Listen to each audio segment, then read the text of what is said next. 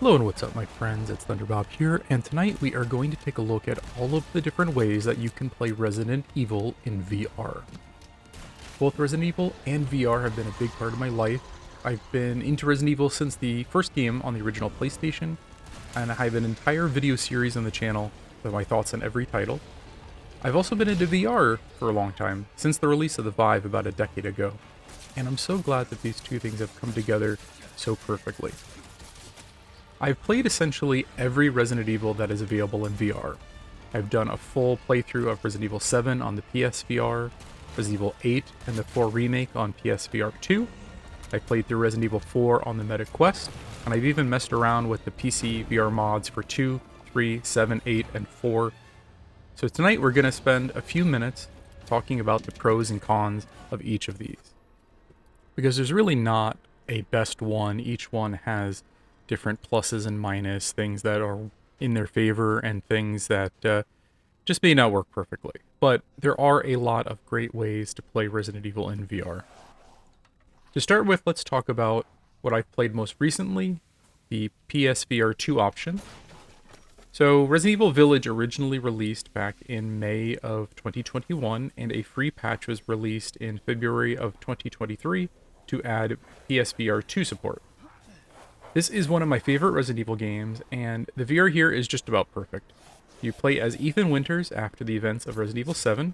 Your daughter is kidnapped at the beginning of the game, and you have to explore villages, castles, and all manner of spooky environments, fighting werewolves, giant vampire ladies, and all manner of creatures to track her down. This game was originally a first-person game, and it translates really cleanly into VR because of that. You get full VR controller support, with a decent amount of interactions like unlatching doors and turning cranks, aiming with your gun and stabbing with your knife. You get options for manual or button press reloading, but the manual adds a lot of immersion and stress when you need to bring a new clip and pull back the chamber in the middle of a fight. Things like switching weapons is as easy as grabbing them from around your body, and you also have a physical map that you can reach around and pull out, and even a quick slot for healing. All of the cutscenes can be witnessed in first person, or if you get motion sickness, with a screen floating out in front of your face. This is essentially the full single-player campaign, from beginning to end in VR. It does miss out on the Mercenaries mode and all of the DLC, but everything else is here and is nearly perfect. And the game does just look amazing. Some of the enemies are just terrifying, definitely some of the best models I have seen in VR. The graphics are mostly retained from the base game, with just a few changes to the lighting and resolution, no ray tracing, because it has to maintain a really high frame rate. So some of those extra graphical effects just don't make it here. And performance does rely on foveated rendering and reprojection to maintain a constant frame rate. Reprojection essentially duplicates frames so that the game is running at 60, but it is actually being pushed to the headset at 120. It can cause some issues, kind of doubling of image and ghostly trails behind moving objects. It's kind of annoying, but it's understandable with how good the game looks and how they're able to maintain a pretty consistent frame rate. Both of the PSVR2 games have a ton of quality of life features and VR settings you can customize, like tunneling, enabling laser sight, and other features that make them more playable if you have motion sickness. And overall, this is a very faithful recreation of Resident Evil Village in VR, and it's just a blast to play. The story is fun, and the encounters overall are quite intense. Sometimes it can be annoying that there's so many enemy attacks that will take you to the ground, and it can be a bit disorienting, but otherwise this is one of my favorite VR experiences for the PlayStation VR 2. And then the other game available for the PSVR 2 is the Resident Evil 4 Remake, which was released in 2023, and then a few months later support was added for the PSVR 2. This is a overall very similar setup to Village with just a few changes. Resident Evil 4 was originally a third-person game, so there are a few more compromises to get it working in VR. You cannot experience any of the cinematic moments in first person, but rather they play out on a screen in front of your face. There are also fewer interactions. A lot of things are just button presses instead of actual physical interaction. The game also is only the base experience without the mercenary mode or the DLC campaign. though the shooting galleries are included. I thought the actual gunplay and how you store your weapons on your body and how it plays was largely improvement over Village, as you don't need to open up your jacket to access some slots, and just the way things were laid out just felt a little bit more natural. The only issue I had was with scoped weapons.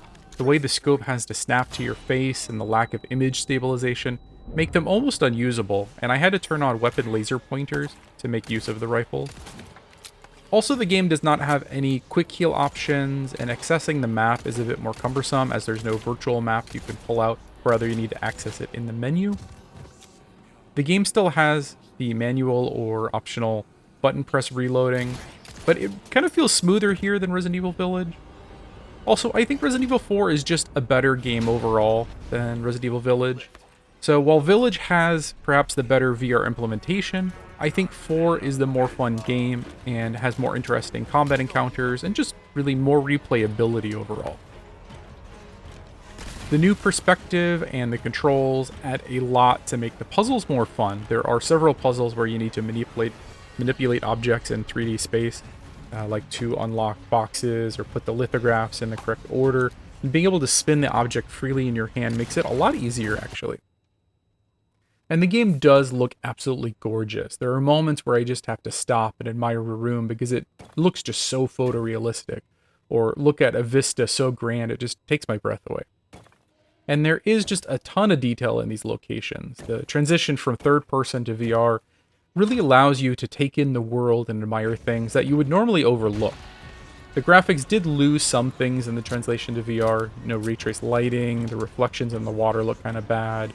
But performance is consistent. Again, it relies on reprojection to maintain its frame rate, and you can run into some of that same kind of ghostly image duplication problem.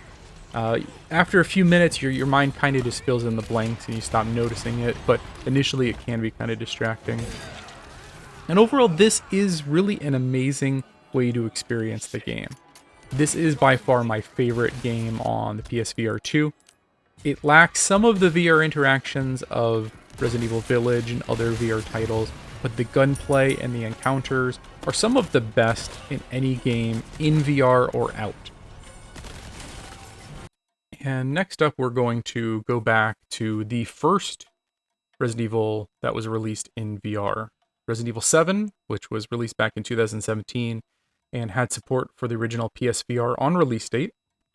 I played it a few years ago. I don't have a PSVR any longer, so this footage is just from trailers.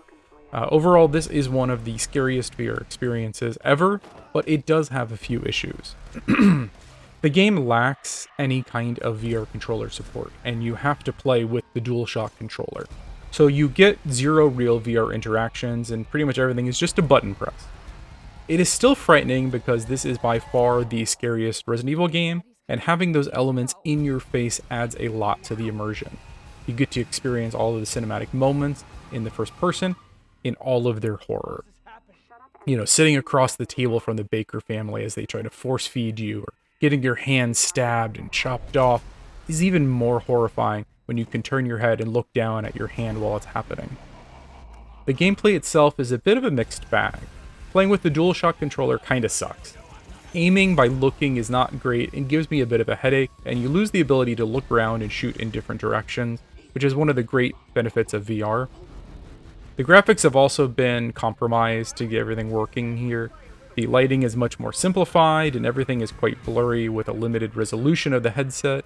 It relies on reprojection, but now it's running at 45 and doubling to 90. This causes even more issues with ghosting, and with the controller-based movement and head aiming, tends to give me a bit of a headache.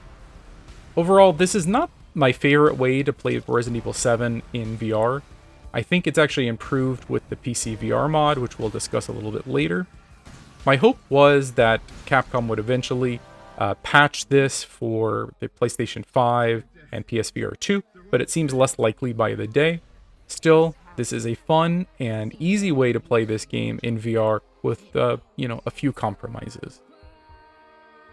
And next up, we're going to talk about Resident Evil 4 for the META QUEST, which was released for the META QUEST 2 in October of 2021. And this is a faithful recreation of the original Resident Evil game from 2004, translated into VR. This game is an absolute blast to play. It takes nearly everything from that original game and makes it work perfectly in VR. Obviously, the game does not look as good as the remake, as it is based off of the 2004 game, but the developers did recreate nearly every texture and object in the game, and they hold up quite well. It runs at 72 frames per second by default, but because the game does not use any kind of reprojection, it feels actually smoother than the fake 120 on the PlayStation VR2 games for me. If you have a Quest 3, the game did not receive any patch, but you can use the third-party Quest Game Optimizer to get it to run at 90 or 120, and also increase the resolution, making the game both look better and feel much smoother. And the translation from 2D to VR is nearly perfect. The game lets you move and shoot at the same time, something the original lacked, and the increased movement, along with the free aiming and the ability to use both of your hands, really makes you feel like John Wick at times. If anything, this game is a bit easier than the original, not because the developer scaled back any of the encounters, but rather because of the way it plays and how much more mobility you have, and how much easier it is to aim in VR. You can even use both hands to hold up two weapons, or a pistol and a knife simultaneously. And the way you access weapons feels really natural, and the controls are honestly perhaps the best of any of the Resident Evil VR options out there. And there are a ton of VR interactions that have been implemented, and most of the old QuickTime events have returned. You have to waggle the controllers in one way or another, though you can disable most of these, and I would generally recommend just turning off the QuickTime events. And this game contains the entire main story, but lacks the DLC Ada campaign. It does include Mercenary Mode, which not many of the VR games include that, and it's awesome and adds a ton of replayability. And this game is just an absolute blast to play. And while it may not equal the graphics and atmosphere of the PSVR2 version, the gameplay and the fun factor are very hard to beat. This is now my favorite way to play the original Resident Evil 4, and if you want to hear more of my thoughts, I'll link my full review of this game, but essentially, if you have a META QUEST headset, you can still get a really fleshed out and fun Resident Evil experience without needing a PC or a PlayStation 4 or 5. And last but not least, let's talk about the PCVR options. I'm going to talk about these overall instead of individually because I've not put a huge amount of time into some of the later titles. I've poked around with all of them and they're a ton of fun, but they are a bit harder to set up and a bit more janky and require more patience, I would say. So essentially, there is a mod that lets you play any of the newer Resident Evil games in VR, including Resident Evil 2, 3, 4, 7, and 8. It includes full 6 depth of field support for all the games and motion controls for all of them except Resident Evil 4, which is the least developed of the mods. That means you can move your head and control where you look in every game. You can also use VR controllers to aim and move your gun and other objects in VR, except for Resident Evil 4, which still requires a traditional controller. And these are mods, and they do require some setup. There are installation guides, and it's not too difficult to install, but it does require some trial and error adjusting settings and fiddling with things to get it to really run well. First off, you need a pretty beefy computer. Like I have a 10700K and a 3080, and I'm streaming to a Quest 3, and these mods, I would say, are just barely playable. You know, unless I really compromise the graphics or put up with an inconsistent frame rate, it's just kind of barely acceptable. Why I don't play through these the whole way is because I don't think the performance is quite there, and I do think I will return to this when I next upgrade my computer and see if it runs much better. You know, at times it does look amazing, and in some cases even better than the PSVR 2 options, but it can be a bit rough around the edges with some random problems. You're probably going to need some kind of reprojection to get an acceptable frame rate. And the newer the game, the more demanding the title, to the point that Resident Evil 4 is very difficult to get a consistent and acceptable frame rate. And because this is a mod, it can feel a little bit janky at times. Like, you can sit through the cinematics in first person, but sometimes the camera movement is going to make you feel sick. And most of the game interactions are just button presses versus real hand interactions, like a typical VR game. There's no manual reloading, everything is limited to button presses. You need pretty strong VR legs, as these mods tend to be pretty demanding and lack some of the VR sickness features that the full-blown games have. And the gameplay itself is good with VR controller aiming in all except Resident Evil 4, but it doesn't quite feel as polished as the PSVR2 or the meta options. So overall, I like the mods, but they're not without issues. It's still just amazing to walk around like the Resident Evil 2 police station in VR, but it's hard to get past the performance and the graphical issues and the lack of meaningful VR interactions. If you only have a PC available and it's a reasonably powerful one, and you don't mind fiddling with mods, then you should probably check this out. But don't expect a plug-and-play experience or nearly as much polish as the other options. When I eventually upgraded my computer, I plan to check out the PC mods again, but between the graphical compromises, the performance issues, and the limited VR interactions, I actually prefer the PlayStation VR options. Though I do have to mention that this is the only way that you can play some of these games in VR, like Resident Evil 2 and 3, and it is probably the best way to play 7, as you get the full motion controls, and you can get the graphics looking a lot better than the PSVR version. But for Resident Evil 4 Remake and Resident Evil 8, I would say the PSVR2 version is probably the easier and more accessible, and maybe the better version. So final thoughts. There are a ton of ways to play Resident Evil in VR. None of them are exactly perfect, with different pros and cons. If you're looking for like an easy to jump in and full VR experience, the PlayStation VR2 games are pretty accessible. Don't take a lot of setup. It's really plug and play, though it is limited to the PSVR2 and doesn't seem like a lot of new games coming for that. So if you don't already have one, I don't know, it's kind of hard to recommend it just for these games.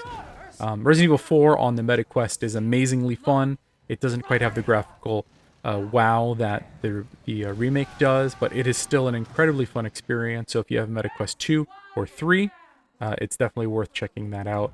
And if you have a beefy computer, if you don't have any of the other options available, and you're willing to put up with a bit more trial and error and fewer quality of life features, I think it can be fun to tinker with the PCVR mods.